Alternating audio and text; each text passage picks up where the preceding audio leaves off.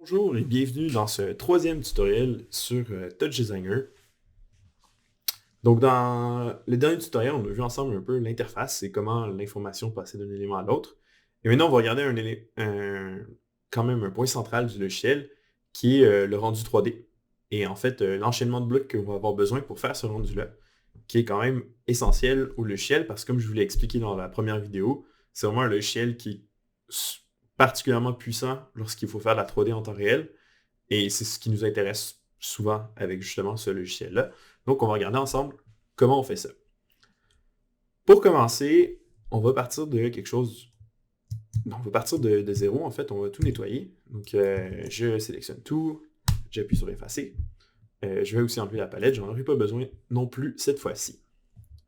Donc, pour faire de la 3D, vous avez besoin de trois éléments. Vous avez besoin d'une caméra, vous avez besoin d'un modèle, qui va être le modèle 3D, et vous avez besoin de lumière pour éclairer tout ça. Et finalement, on va avoir besoin d'un bloc qui fait le rendu. Donc, on va commencer, donc comme je disais, caméra, donc dans les composants. Ensuite, géométrie, donc l'élément qu'on va mettre en 3D. Et lumière. Voilà. Et là, c'est les trois éléments qu'il nous faut. Et en fait, pour passer donc des éléments 3D, de notre géométrie qui est en 3 dimensions, si je clique ici, je le vois, je peux me déplacer, voilà, c'est la géométrie, à finalement à une vidéo, à une image fixe, donc à une série de pixels, ben, j'ai besoin d'un bloc rendu qu'on va retrouver dans Top. Donc ici, Render, et voilà. Donc là, Render, c'est vraiment un élément fixe. Je peux pas, c'est vraiment c'est comme si c'est vraiment ce qui est rendu par la caméra. Donc si par exemple, je vais faire une rotation sur mon élément ici de 90 degrés, ben en fait, vous voyez que ici ça a tourné, je le vois en 3D, là ben je vois juste l'image reste fixe, je vois, là, vous avez l'image de rendu. On va le remettre à zéro juste pour le principe de la vidéo. Euh, voilà. Donc maintenant c'est cool, sauf que comment on fait pour mettre autre chose qu'un tore dans la géométrie? Mais en fait, la géométrie, comme je disais, c'est les blocs gris, donc c'est les blocs de composition, c'est des blocs à travers lesquels on peut passer. Donc, si je rentre dans ma géométrie, et effectivement, je vois que j'ai une forme qui est le tore. Et en fait, il y a deux éléments importants sur ce bloc-là, qui sont en particulier. C'est display, qui va faire qu'on va le voir sur son élément parent, donc sur lui.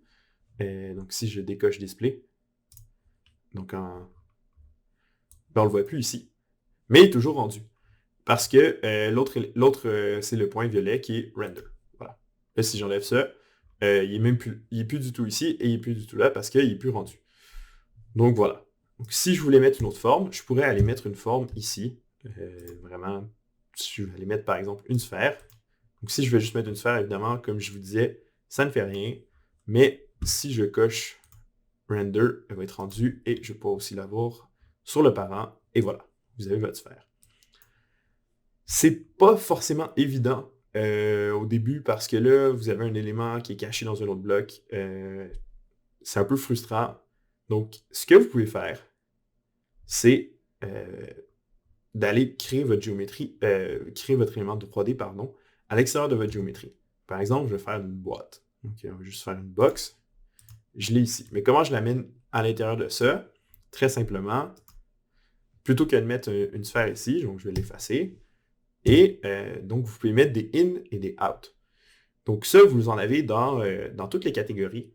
Donc, vous avez in ici, par exemple, in comme ça, qui, en fait, lui, ce qu'il fait, c'est qu'il va venir créer une attache à l'extérieur du bloc gris. Donc là, je vais pouvoir mettre relié comme ça, mais évidemment, j'ai oublié de cocher mon render et mon display. Et là, c'est une fois que c'est fait, vous avez votre rendu. Maintenant, pour vraiment simplifier les choses, pour s'éviter à chaque fois d'aller créer une géométrie, effacer ce qu'il y a dedans, un raccourci qui fonctionne très très bien, lorsque vous cliquez sur un élément qui est en 3D, donc un élément SUP, Je vais vous montrer. Donc, je vais enlever complètement la géométrie. Lorsque vous faites clic droit sur... En fait, lorsque vous faites clic droit sur n'importe quelle boîte, sur n'importe quelle sortie, on va vous ouvrir une boîte de dialogue et vous allez voir que certains éléments sont grisés parce que c'est des éléments qu'on ne peut pas utiliser. Et même dans les autres catégories, vous allez voir juste les éléments que vous voulez utiliser. Donc, par exemple, pour convertir, donc on peut passer du sup au chop, mais il faut aller faire un sub to. Voilà.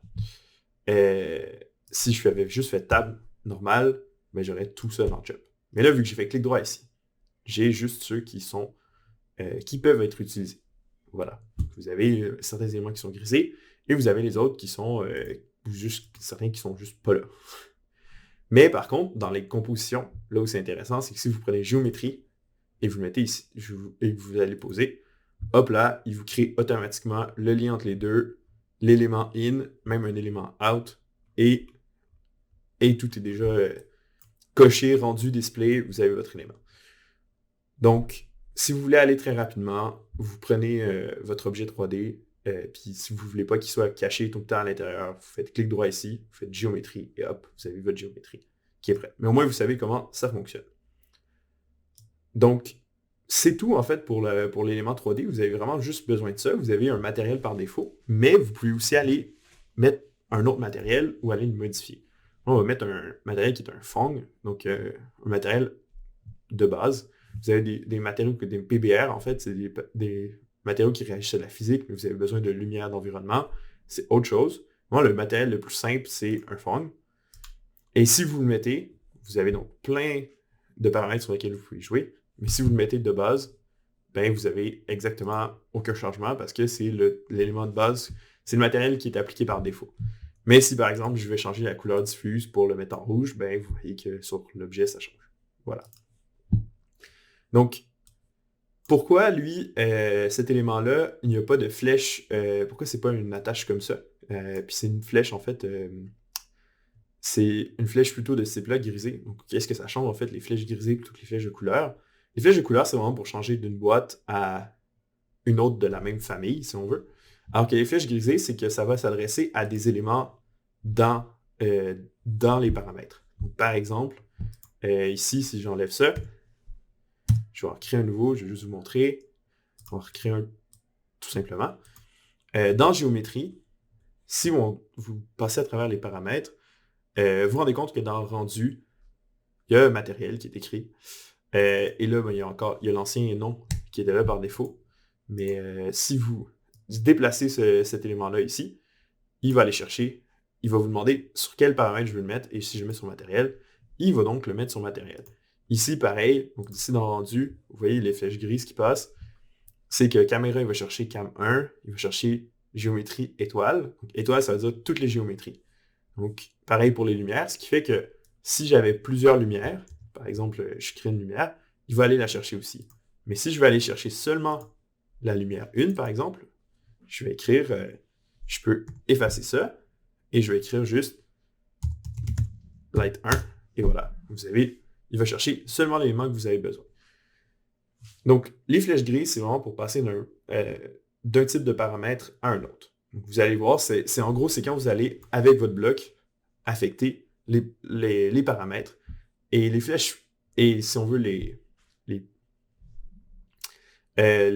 plutôt les tuyaux, si on peut les appeler comme ça, de couleur, ben eux, c'est vraiment pour passer d'un bloc à l'autre toute votre information. Donc, c'est tout pour la partie 3D. Donc, vous avez votre élément qui est rendu. Et dans notre prochain tutoriel, on va regarder ensemble comment fonctionne le rendu et le compositing. Donc, on va faire un petit... On va aller un peu plus loin. Donc, on a notre partie 3D, mais maintenant, on va essayer d'aller voir un peu comment se servir de tout ça pour faire quelque chose de beaucoup plus intéressant avec, d'un point de vue visuel, avec aussi des tops derrière cet élément render-là. Donc, on se retrouve pour le prochain tutoriel. À la prochaine fois.